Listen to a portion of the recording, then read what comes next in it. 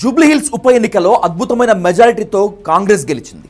24,729 ఓట్ల ఆధిక్యంతో బీఆర్ఎస్ పై విజయం సాధించింది. అంతవరకు ఓకే. బీఆర్ఎస్ సీటుని కైవసం చేసుకోవటం కాంగ్రెస్ కి ఖచ్చితంగా అడ్వాంటేజే.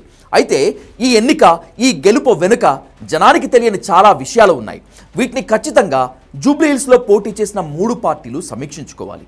ఈ గెలుపు వెనుక జనానికి తెలియని నిజాలు చూస్తే గుడ్లు తేలేస్తారు.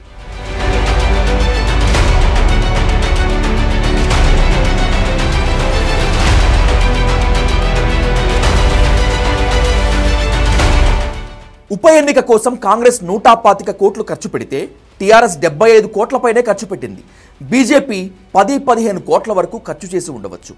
జూబ్లీహిల్స్ బైపోల్లో డిపాజిట్ కూడా రాదని బీజేపీకి ముందే క్లారిటీ ఉంది కనుక ఎక్కువ డబ్బులు ఖర్చు పెట్టలేదు.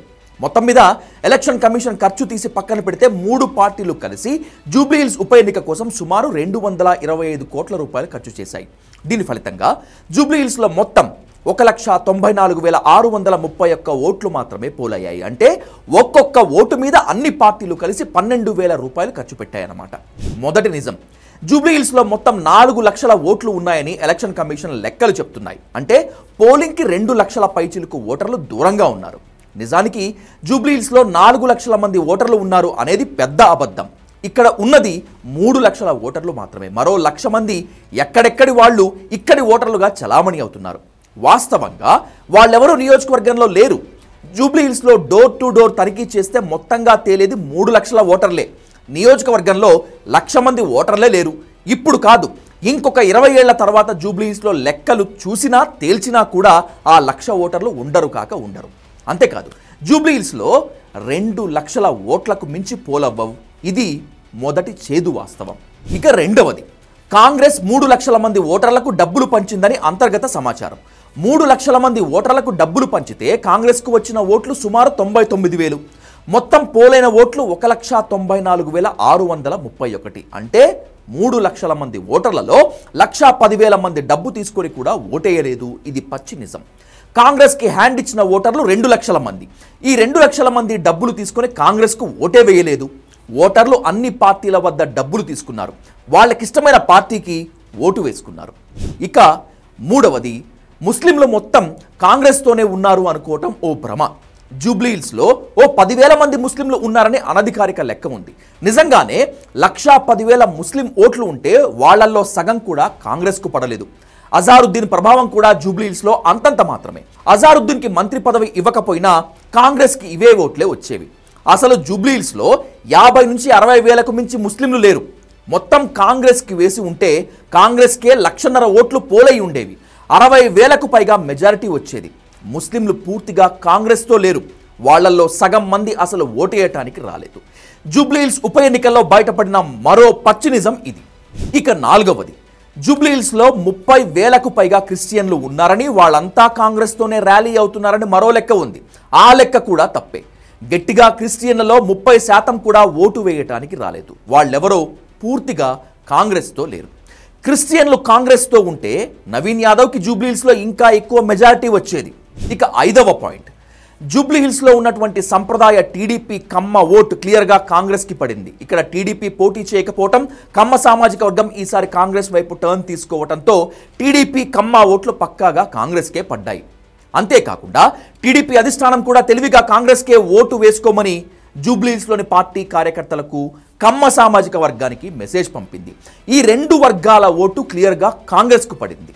ఆరవ పాయింట్, 2023లో జూబ్లీహిల్స్ బీజేపీ అభ్యర్థికి అంటే దీపక్ రెడ్డికి 25,866 ఓట్లు వచ్చాయి. 2025 ఉప ఎన్నికల్లో అదే బీజేపీ అభ్యర్థి దీపక్ రెడ్డికి 17,061 ఓట్లు మాత్రమే పడ్డాయి. 9,000 సాంప్రదాయ బీజేపీ ఓటు ఎటుపోయినట్లు? అవి ఖచ్చితంగా బీఆర్ఎస్కే పడ్డాయి.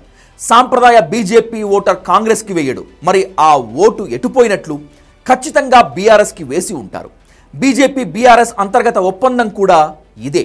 9,000 బీజేపీ సంప్రదాయ ఓట్లు టీఆర్ఎస్కు పడిపోయాయి. అవి పడకుండా ఉంటే కాంగ్రెస్కి ఇంకాస్త మెజారిటీ వచ్చేది. 7వ పాయింట్, జూబ్లీహిల్స్లో నిజాయితీగా పడిన ఓటు బీసీలది మాత్రమే. బీసీలు కాంగ్రెస్కు అనుకూలంగా ఓటు వేశారు. కాంగ్రెస్ అభ్యర్థి నవీన్ యాదవ్ బీసీ కావటం, ఇటీవల కాంగ్రెస్ బీసీ వాదనని ఎత్తుకోవటం జూబ్లీహిల్స్లో కాంగ్రెస్కు అడ్వాంటేజ్ అయింది. జూబ్లీ హిల్స్లో సెంటిమెంట్ అనేది ఏమాత్రం వర్కౌట్ కాలేదు. మాగంటి గోపి మరణం టీఆర్ఎస్కి అసలు ఏమాత్రం సెంటిమెంట్ ఓట్లు రాల్చలేకపోయింది. దీనికి తోడు మాగంటి గోపి తల్లి బీఆర్ఎస్ అభ్యర్థి మాగంటి సునీత మధ్య ఉన్న విభేదాలు కూడా సెంటిమెంట్ ఓట్లను దూరం చేశాయి. భవిష్యత్తులో పార్టీలు సెంటిమెంట్ ఓట్ని నమ్ముకోకుండా ఉంటే మంచిది. 9వ పాయింట్, కాంగ్రెస్ మాత్రం అద్భుతమైన పోల్ మేనేజ్మెంట్ చేయగలిగింది. ముఖ్యంగా కులాల వారీగా పోల్ మేనేజ్మెంట్ వల్లే ఆ మాత్రం 25,000 మెజారిటీ అయినా వచ్చింది.